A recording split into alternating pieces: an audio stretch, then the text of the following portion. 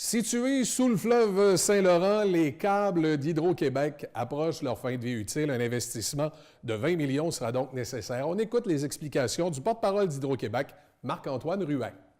En fait, c'est que l'île d'Orléans est alimentée en électricité par 3 câbles sous-marins qui sont déposés sur le lit du fleuve entre l'Ange-Gardien et Saint-Pierre-Île-d'Orléans. Ces 3 câbles-là sont quand même âgés. Le premier est installé en 1962, le deuxième en 1973 et le troisième en 1981. Donc, les câbles arrivent à leur fin de vie utile. Il faut les remplacer. Et depuis quelques années, eh bien, il y a des ingénieurs d'Hydro-Québec qui travaillent à savoir quels moyens on va prendre pour justement installer de nouveaux corps pour alimenter l'île. Et ce qu'on a décidé de faire chez Hydro-Québec, eh bien, c'est de forer, si vous voulez, un tunnel sous le lit du fleuve. Donc, un tunnel de 1,4 km qui va être foré à 100 mètres sous le lit du fleuve. Et dans ce tunnel-là, en fait, c'est un tunnel de 24 pouces de diamètre, 2 pieds de diamètre. Ce qu'on va faire, c'est qu'on va passer 4 conduits dans lesquels on va passer des fils. Donc, des 3 fils électriques pour continuer d'alimenter l'île d'Orléans. Pourquoi on fait ça? Eh bien, c'est pour assurer la pérennité de ces fils-là. Quand ils sont déposés sur le fleuve, ils s'endommagent plus rapidement.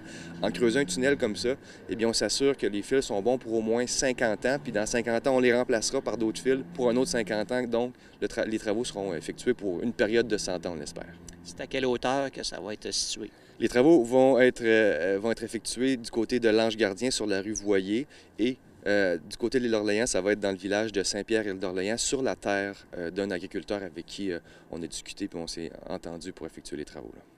Le coût de ces travaux? On parle de 20 millions environ qui ont été budgétés pour effectuer ces travaux-là. C'est quand même des travaux assez importants, je vous le dis. Là. On va forer sous 100 mètres sous le fond du fleuve sur une distance de 1,4 km. Donc, c'est des travaux d'envergure.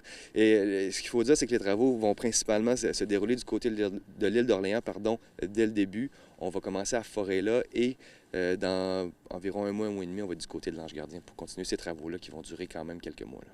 Justement, en termes d'échéancier, qu'est-ce qui a été établi? Bien, si tout va bien, à la mi-mai, les travaux vont débuter du côté de Saint-Pierre-Île-d'Orléans. Ce qu'on va faire, c'est le fonçage de la gaine.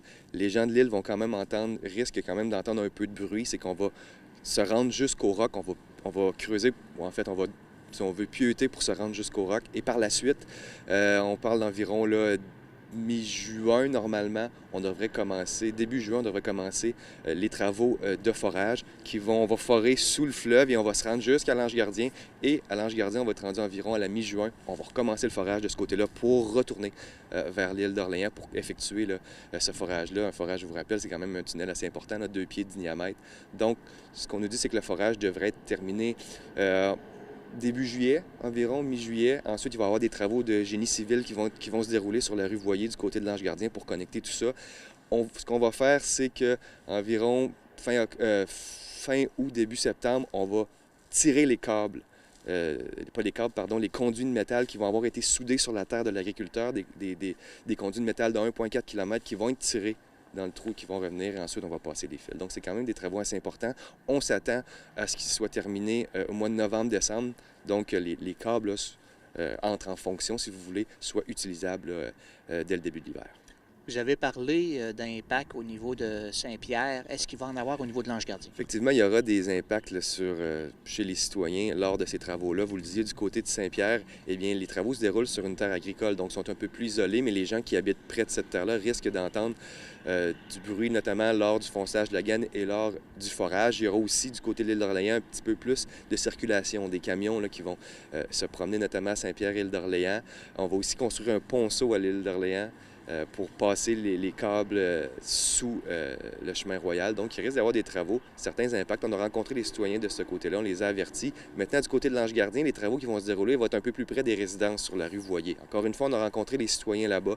Et ce qu'on va faire, c'est que notamment lors du forage, on va installer des silencieux sur la foreuse. On risque aussi d'installer des murs là, de containers peut-être ou de bois, on ne sait pas encore, ça va se décider pour un peu diminuer les effets sonores. On a rencontré les gens qui restent près. On les a avertis, mais Hydro-Québec va faire tout en son possible pour diminuer évidemment les impacts sonores de ces travaux-là.